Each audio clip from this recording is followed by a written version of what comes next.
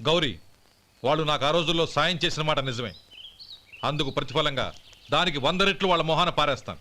అంతేకాని నీ జీవితాన్ని బలి చేయలేను. చేసిన సాయం తిరిగి ఇచ్చేస్తారు నాన్న, కానీ ఇచ్చిన మాట తిరిగి తీసుకోగలరా?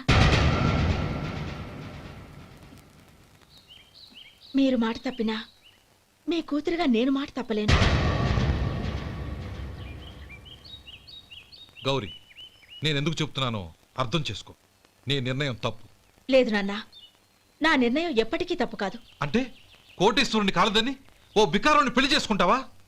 ఎస్, బంగారంతో చేసిన చెప్పులు కాళ్ళకే వేసుకుంటావు నాన్న. రాయితో మలిచిన దేవుడికి చేతులెత్తి నమస్కరిస్తాను. నా దృష్టిలో మధు దేవుడు, అతనిది కల్మషం లేని ప్రేమ. నాన్న, మీ అనుమతితో ఊరందరికీ తెలిసేటట్టు మా పెళ్లి జరగాలని కోరుకుంటున్నాను. దయచేసి మమ్మల్ని ఏ గుడికో రిజిస్ట్రార్ ఆఫీస్కో వెళ్లేలా చేయకండి ప్లీజ్. షీఈ్ రైట్ అంకుల్. గౌరీ నిర్ణయాన్ని కాదనకండి. What are you talking?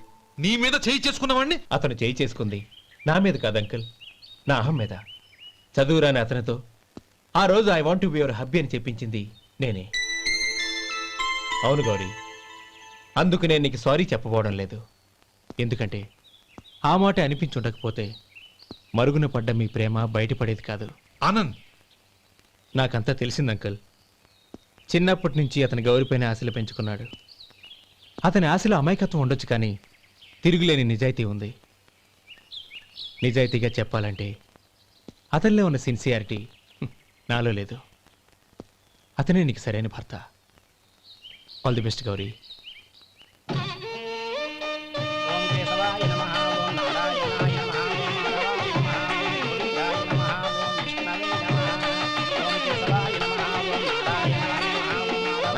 భజంత్రీలు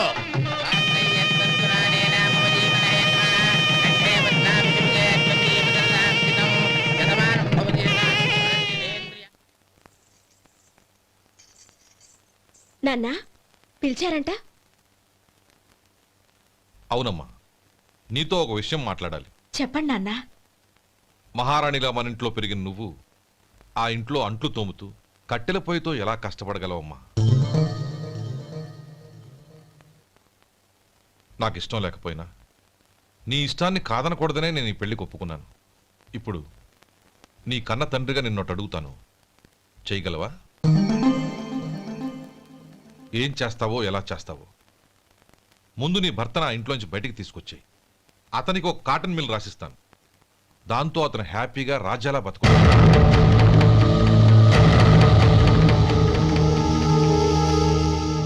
నీ మంచి కోసమే చెప్తున్నానమ్మా. నీ భర్తకంటూ ఓ అంతస్తుండొద్దు. నీ జీవితం సుఖంగా సాగాలంటే అన్నదమ్ముల్లోంచి నీ భర్తను విడదీసి వేరే కాపురం పెట్టించు. ఏమంటావు? అలాగే నాన్న, నా ప్రయత్నం నేను చేస్తాను.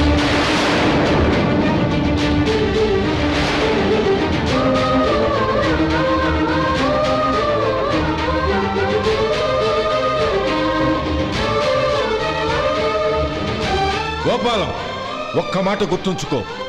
ఏ తమ్ముళ్ళ కోసం అయితే నువ్వు నా చెల్లిని వద్దనుకుంటున్నావో అదే తమ్ముళ్ళ జీవితాల్లోకి సంపాదన, పెళ్లి అనేవి రాగానే నిన్ను నిర్దాక్షిణ్యంగా నడి రోడ్డు మీద వదిలిసిపోతారు.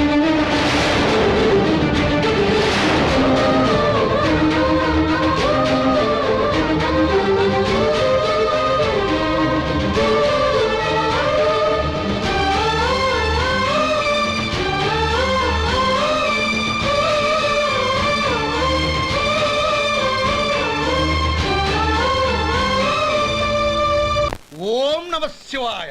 జంగమ దేవర్లం, ధర్మప్రభువులు, దానం చెయ్యండి. ఏమన్నావు? దానం చెయ్యండి అన్నాను. నన్నేమన్నావు? ధర్మప్రభువులు అన్నాను. ఒరే సొంటి, సాము 4 ఇడ్లీ కట్టి. ఆహా ఆహా, దానకన్నా తమలాంటి వారు ఉండబట్టే దేశంలో అప్పుడెప్పుడైనా వర్షాలు కురుస్తున్నాయి. ఒరే సొంటి, సాములారికి మసాలా వడ, మసాలా దోశ కలిపి కట్టి. ఆహాహాహా, అలనాటి శిపి చక్రవర్తి పేరు విన్నాను, ఇప్పుడు తమని ప్రత్యక్షంగా చూస్తున్నాను ప్రభు. అబ్బో సమ్మగుందయ్యా. ఒరే సోములారికి పెసరట్టు ఉప్మా, అల్లం చట్నీ వేసి ఉప్మాలో జీడిపప్పు బాగా దట్టించే. ఒరే సొంటి నే ఇంటికి వెళ్ళొస్తాను, ఫ్యామిలీ వెయిటింగ్. వాళ్ళందరినీ తీసుకుని ఏదైనా మంచి హోటల్ దగ్గర టిఫిన్ చేసి వస్తాను. హోటల్ జాగ్రత్త. అయ్యా అయ్యా, ఆ ఇడ్లీ దోశ పెసరట్టు తమరి చేతులతో ఇప్పిస్తే ఏంది ఇచ్చేది? ఇవ్వను. ఎవరా ఎందుకు ఇవ్వాలి? ఎందుకు ఇవ్వాలి అంట? నువ్వేమన్నా మన సంతోష పెట్టడం కోసం దానకంటుడు, ధర్మ ప్రభువు, శివ చక్రవర్తి, బొంగు బోసానం అన్నావు. నేనేమో నీ మనసు సంతోష పెట్టడం కోసం 2 ఇడ్లీ, ఒక పెసరట్టు, ఒక మసాలా వడ, బొంగు బోసానం అన్నాను. దానికి దీనికి చెల్లు. ఇంకా నువ్వు వెళ్ళు. అయ్యా ఇది అన్యాయం, ఇది అన్యాయం. ఏంది మట్టి గడ్డం కాదు. ఒరే సొంటి, ఈయన 4 కొమ్ములు తోసిపారే బయటికి. పడించుకొని కొట్టమంటారా? వద్దులే, చచ్చిపోతాడు. మళ్ళీ మర్డర్ కేసు మన మీద. అయితే ఇడ్లీతో కొడతా. ఒరే పాపత్తులారా, అందుకేనా భూకంపాలు వస్తున్నాయి?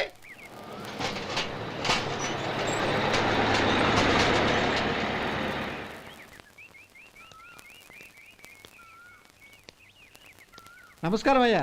నమస్తే శంకరయ్య, ఏంటి ఇలా వచ్చావు? ఏమీ లేదండి అయ్యా, అమ్మాయి గారికి పుట్టింటి నుంచి సారి పంపించారు. ఓహో అలాగా.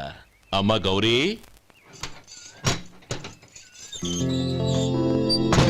ఏంటి బావగారు పిలిచారు? అది నమస్కారం అమ్మా. ఏం లేదమ్మా, అయ్యగారు మీకోసం సారి పంపించారు. ఈ లిస్టు ప్రకారం అన్ని సరిగ్గా ఉన్నా లేవో చూసుకోండి.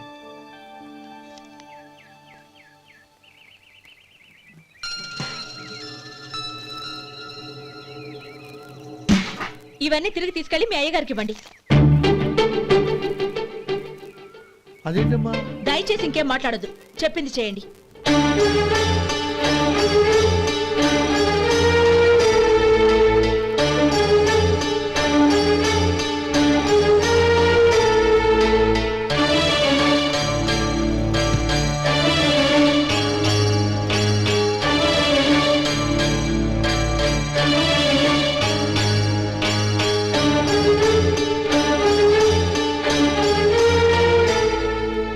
ఏంటి గౌరీ నువ్వు చేసిన పని?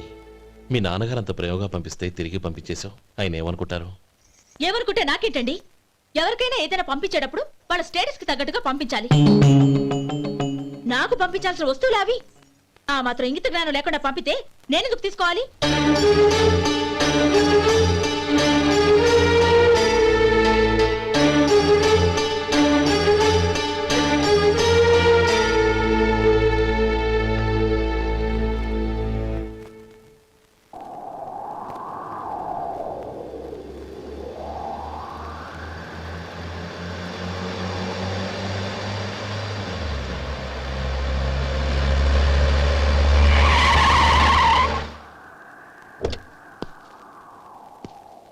గౌరీ, గౌరీ,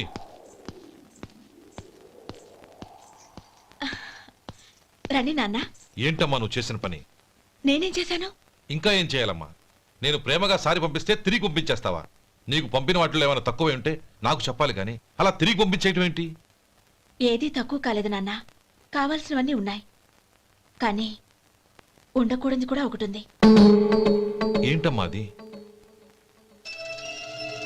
ప్రతి వస్తువు మీద నా పేరు. అందులో తప్పేముంది? నాన్న, ఎప్పుడైతే నేను ఇంట్లో కోడలిగా అడుగు పెట్టానో అప్పుడే వీళ్లలో ఓ మనిషిని అయిపోయాను. మీరు పంపిన వస్తువులు ఇక్కడుంటే అవి చూసినప్పుడల్లా వాటి మీద నా పేరు కనపడి ఇది నీది అని గుర్తు చేసి నన్ను పరాయిదాన్ని చేస్తాయి. అది కాదమ్మా. ఇంకేమీ చెప్పకండి నాన్న. పాలలాంటి ఈ ఇంట్లో నన్ను పంచదారలా కలిసిపోనివ్వండి. 10 కాలాల పాటు నన్ను తీయగా బతకనివ్వండి. I'm very happy with what I have here. దయచేసి ఇంకేమీ